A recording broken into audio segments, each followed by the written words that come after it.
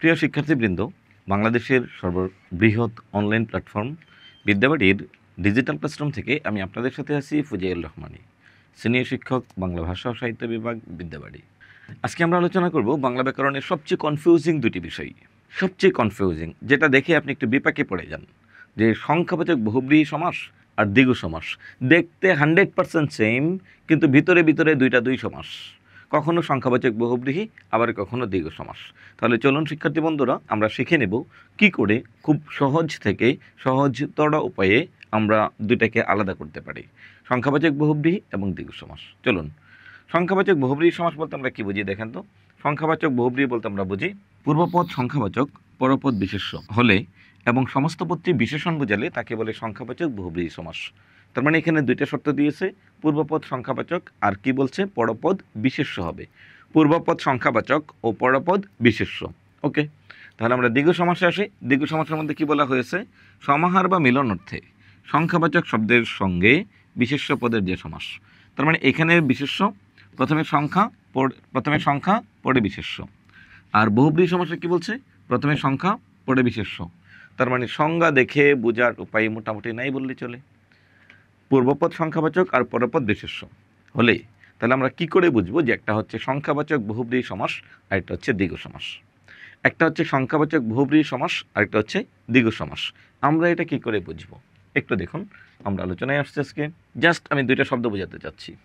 একটা হচ্ছে চৌরাস্তার মিলন, কিন্তু দেখুন পরীক্ষার হলে তো আমাদের এটা থাকবে না, চৌরাস্তার মিলন স্থল, এটা ব্যাস বাক্য, এটা থাকবে না।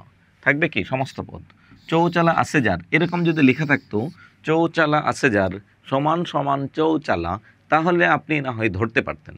আপনার থাকবে কি চৌচালা চৌরাস্তা, চৌচালা চৌরাস্তা, এই দুইটা শব্দ থাকবে আপনার এখানে। তাহলে এই শব্দটা দেখে আমি কি করে বুঝবো যে এটা সংখ্যাবাচক বহুব্রীহি নাকি এটা দ্বিগু সমাস। দেখুন, আমরা চোখের পলকে একটু দেখে নিব। চৌ মানে হচ্ছে একটা সংখ্যা, চালাটা হচ্ছে বিশেষ্য। এক্ষেত্রে কি বলছে দেখুন তো, চৌচালা, চৌ মানে একটা সংখ্যা, রাস্তাটা বিশেষ্য। তার মানে পূর্বপদ সংখ্যা আর পরপদ কি হলো, বিশেষ্য হলো। খুব ভালো কথা, দেখে বোঝার কোনো উপায় নাই যে এটা আর এটা দুটা ভিন্ন শব্দ, দুইটা ভিন্ন সমাস হতে পারে। পূর্বপদ সংখ্যা আর পরপদ বিশেষ্য, পূর্বপদ সংখ্যা, পরপদ বিশেষ্য। খুব ভালো করে দেখুন, দেখে বোঝার কোনো উপায় নাই, কিন্তু আসলে দুইটা শব্দই সেম, পূর্বপদ সংখ্যা, পরপদ বিশেষ্য। তাহলে আমি কি করে বুঝবো যে একটা দ্বিগু সমাস একটা বহুব্রীহি সমাস। প্রথমেই বলেছিলাম সংজ্ঞার মধ্যে পূর্বপদ সংখ্যা, পরপদ বিশেষ্য। কিন্তু এই ক্ষেত্রে আপনাকে একটা বিষয় মনে রাখতে হবে, যে বিষয়টা হচ্ছে কি, সংখ্যাবাচক শব্দ বোঝাবে ঠিক, পরপদ বিশেষ্য থাকবে ঠিক, দুইটা পদের মাঝে দ্বিগু সমাসে সবসময় পূর্বপদকে প্রাধান্য না পেয়ে পরপদকে প্রাধান্য দেবে। আর সংখ্যাবাচক বহুব্রীহি সমাসে পূর্বপদ পরপদ একটাকেও প্রাধান্য না দিয়ে অন্য কোনো কিছুকে বোঝাবে। শেষ, এটা হচ্ছে আসল ঘটনা, যে সংখ্যাবাচক শব্দ ঠিক কোন পদের অর্থের প্রাধান্য পাচ্ছে। যদি পরপদের অর্থের প্রাধান্য থাকে তাহলে কোন সমাস, আর যদি কোনোটারই অর্থের প্রাধান্য না থাকে তাহলে সেটা কোন সমাস হবে। চৌচালা বলতে আসলে আমরা কাকে বুঝি, চৌকে না চালাকে না চারটা চাল আছে এমন একটা ঘরকে। চৌচালা বলার সাথে সাথে আপনার মাথার মধ্যে কাজ করে কি, একটা ঘর, কখনো একটা নদী, একটা সাগর, একটা মহাসাগর, একটা পাহাড়, এরকম কোনো কিছু আপনার মাথায় কাজ করে না। তাহলে আমরা কি বুঝতে পারলাম শিক্ষার্থী বন্ধুরা, যে চৌচালা শব্দটি আসলে পূর্বপদ পরপদ কোনোটাকে বোঝায় না, অন্য কিছু একটাকে বোঝায়। চার চাল আছে যার, দেখুন তো ঘরটা কিন্তু সুন্দর। এখন আসুন, এটা হচ্ছে অ্যাটেনশন ফর পিক। তাহলে এই চৌচালা বলতে আমরা কি বুঝি, অন্য কোনো বিষয়কে। সংখ্যাবাচক শব্দের ক্ষেত্রে পূর্বপদ পরপদ দুইটার মধ্যে একটাও না বুঝিয়ে অন্য কিছুকে বোঝাচ্ছে, তাই এটাকে বলে সংখ্যাবাচক বহুব্রীহি সমাস। কিন্তু রাস্তা বলতে দেখুন তো আমরা কি বুঝি, চৌকে বুঝি না ঠিক, আসলে রাস্তাটাকে বুঝি। চার রাস্তার মিল যেখানে, চৌরাস্তা বলতে আমরা আসলে কি বুঝি, চৌকে না রাস্তাকে, না চারটা রাস্তা যেখানে মিলে গেছে এটাকে। চারটা রাস্তা যেখানে মিলে গেছে, চারটা রাস্তার মিলন যেখানে হয়েছে তাকে বলি হচ্ছে চৌরাস্তা। তার মানে সংখ্যাবাচক শব্দের ক্ষেত্রে পরপদের অর্থের প্রাধান্য পাচ্ছে, সংখ্যাবাচক শব্দের ক্ষেত্রে পরপদের অর্থের প্রাধান্য পাচ্ছে, তাহলে তার নাম হচ্ছে দ্বিগু সমাস। আর যদি পূর্বপদ পরপদ কোনোটারই অর্থের প্রাধান্য না পাই তাহলে তার নাম হচ্ছে সংখ্যাবাচক বহুব্রীহি সমাস। তাহলে দেখুন, আমরা আরও কিছু প্র্যাকটিস করব যেগুলো রিসেন্ট চাকরি পরীক্ষায় এসেছে, এই প্রশ্ন থেকেই ঘুরিয়ে প্রশ্নগুলো এসে থাকে। এইবার আপনারা একটু আমার সাথে প্র্যাকটিসে অংশগ্রহণ করবেন। কোন শব্দটা কোন সমাস আমি লিখে রাখছি যে এটা দ্বিগু সমাস। কেন হলো দেখুন, পঞ্চনদ দ্বারা পঞ্চকে বুঝি না, নদকে বুঝি। 5টা নদী একসাথে হয়েছে, সপ্ত অহের সমাহার। সপ্ত অহ বা অহ্ন, তাহলে দেখুন সপ্ত অহের সমাহার মানে কি 7টা অহ মিলে সপ্তাহ। শুক্র, শনি, রবি, সোম, মঙ্গল, বুধ, বৃহস্পতি, এই 7টা দিন মিলে কি হয় একটা সপ্তাহ। এটাকে মিলন বোঝাচ্ছে। সংখ্যাবাচক শব্দে পরেরটাকে বোঝাচ্ছে। সপ্তর্ষি, সপ্ত ঋষির সমাহার, 7জন ঋষিকে বোঝাচ্ছে সপ্তর্ষি। 7 সমুদ্র, 7 সমুদ্র বলতে 7টা সমুদ্রকে বোঝাচ্ছে, অর্থাৎ পরপদকে বোঝাচ্ছে, আসলে কি সমুদ্র। 13 নদী বলতে আমরা কি বুঝি, নদীটাকে বোঝাচ্ছে। কয়টা নদী? 13টা নদী, জাস্ট নদীটাকে বোঝাচ্ছে।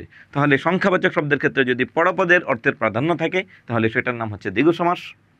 আর সংখ্যাবাচক শব্দের ক্ষেত্রে যদি পূর্বপদ পরপদ কোনোটাকে না বুঝিয়ে অন্য কোনো কিছুকে বোঝাই তাহলে তার নাম হচ্ছে সংখ্যাবাচক বহুব্রীহি সমাস। মনে রাখবেন, বহুব্রীহি সমাসের যত প্রকার আছে, সামানাধিকরণ, বেদিকরণ, বেদিহার, প্রত্যয়ান্ত, মধ্যপদলোপী, অলুক, যত বহুব্রীহি সমাস আছে সবগুলোর মধ্যেই কোনোটারই অর্থের প্রাধান্য পাবে না, না পূর্বপদ না পরপদ, অন্য কোনো কিছুকেই বোঝাবে। তাহলে আমরা আসছি 4 হাতি। শিক্ষার্থী বন্ধুরা একটু ভাবুন তো, 4 হাতি মানে কি? পঞ্চহাতি, পঞ্চহাতি মানে কি? দেখুন, বহুব্রীহি সমাস হতে হলে এই 2টা পদের একটাকেও বোঝাবে না, 2টা পদের মধ্য থেকে একটাকেও বোঝাবে না, অন্য কোনো কিছুকে বোঝাবে। 2টা পদের মধ্য থেকে একটাকেও বোঝাবে না, অন্য কোনো কিছুকে বোঝাবে। ওকে, চলুন। 4 হাতি বলতে আমরা আসলে কি বুঝি? 4 হাত পরিমাণ দৈর্ঘ্য যার, মানে গামছা। 4 হাত পরিমাণ দৈর্ঘ্য যার। তাহলে দেখুন, প্রাচীনকালে অর্থাৎ গ্রামে এখনও বা মুরব্বি টাইপের যারা আছেন ওনারা যে গামছাগুলো ইউজ করেন বিশাল লম্বা, 4 হাত লম্বা এক গামছা। এখন আস্তে আস্তে গামছা কাটতে কাটতে কাটতে কাটতে ছোট করতে করতে করতে এখন প্রায় 1.5 হাতের মধ্যেও চলে আসছে। এখন আপনি খেয়াল করবেন, যদি কখনো শহরের কোনো রিক্সা চালকের কাছে, এই যে এখন গরমের দিন, এখন গরমের সময় দেখবেন প্রত্যেক রিক্সা চালকের কাছে একটা গামছা থাকে। যদিও কালের বিবর্তনে এই রিক্সাওয়ালাদের গামছাও হারিয়ে যাচ্ছে, কারণ রিক্সাওয়ালারা তো এখন আর প্যাডেলের রিক্সা চালায় না, এখন চালায় ইঞ্জিন চালিত, মানে ব্যাটারি চালিত। তার মানে তাদের কষ্ট কমে গেছে। আর আগেকার রিক্সা যারা হচ্ছে প্যাডেল চালায়, 10 মিনিট চালানোর পরে ঘেমে যেত, এই ঘাম মোছার জন্য যে কাপড়টা ব্যবহার করে, গা মোছার জন্য যে কাপড়টা ব্যবহার করে তাকে বলে গামছা। গা মুসা, গা মুসা থেকে আসছে গামছা। তখনকার সময় স্ট্যান্ডার্ড মাপ ছিল 4 হাত পরিমাণ দৈর্ঘ্য। তাহলে এখনও অনেক রিক্সাওয়ালারা গামছা শব্দটাকে গামছা বলে না, এরাকে বলে 4 হাতি। 4 হাতিও বলে না, তারা ধ্বনি পরিবর্তন করে বলে 4 আইত্যা। 4 হাতকে বলে 4 আইত্যা। অনেকের নাম হচ্ছে নুরু, অনেকে কি বলে নুরুল্লাহ। হ্যাঁ, অনেকে আছে হচ্ছে মিজান, নাম বলে মানুষের নাম মিজান, গ্রামে কি করে ধ্বনি পরিবর্তন করে মিজান্না। হ্যাঁ, এই টাইপের চেঞ্জ করে 4 হাতি থেকে ধ্বনি পরিবর্তন করে তারা কি বলে 4 আইত্যা। তার মানে দেখুন, 4 হাতি বলতে আমরা আসলে 4কেও বুঝি না, হাতিকেও বুঝি না, একটা গামছাকে বুঝি। পঞ্চহাতি, পঞ্চকেও বুঝি না, হাতিকেও বুঝি না, লুঙ্গিকে বুঝি। লুঙ্গি, পঞ্চহাতি বলতে আমরা আসলে কাকে বুঝি? লুঙ্গিকে বুঝি। 12 হাতি, বলুন তো এটা কি হতে পারে? আশা করি অলরেডি আপনার মাথায়, যিনি আজকের এই ক্লাসটি দেখছেন, আশা করি ওনার মাথায় কাজ করতেছে।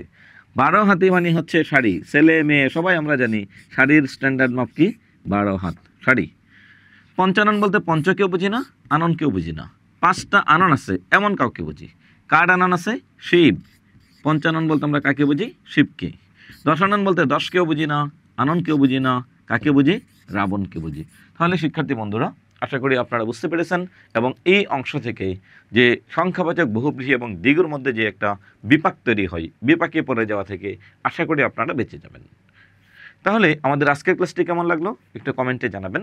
যে সংখ্যাবাচক বহুব্রীহি এবং দ্বিগু সমাসের যত ধরনের সমস্যাই হোক না কেন, অর্থ যদি আপনি জানতে পারেন তাহলে আপনার দ্বারা সঠিক উত্তর দেওয়া সহজ হবে কিনা। আমরা আজকের এই ক্লাসের শেষ পর্যায়ে এসেছি। আপনারা আমাদের বিদ্যাবাড়ি সংক্রান্ত যে কোনো বিষয়, ভর্তি তথ্য, লেকচার শিট, গাইড বা অন্য কোনো তথ্যের জন্য আমাদের স্ক্রিনে দেওয়া হটলাইন নম্বরে যুক্ত হতে পারেন, অথবা যুক্ত হতে পারেন আমাদের ওয়েবসাইট www.বিদ্যাবাড়ি.com, অথবা ফেসবুক পেজ fb.com বিদ্যাবাড়ি, অথবা youtube.com বিদ্যাবাড়ি থেকে আমাদের সকল বিষয়ের স্বনামধন্য শিক্ষকবৃন্দের বিভিন্ন ক্লাস এনজয় করতে পারেন। সবাই ভালো থাকবেন, সুস্থ থাকবেন। আজকের ক্লাস এখানেই শেষ করছি। আল্লাহ হাফিজ।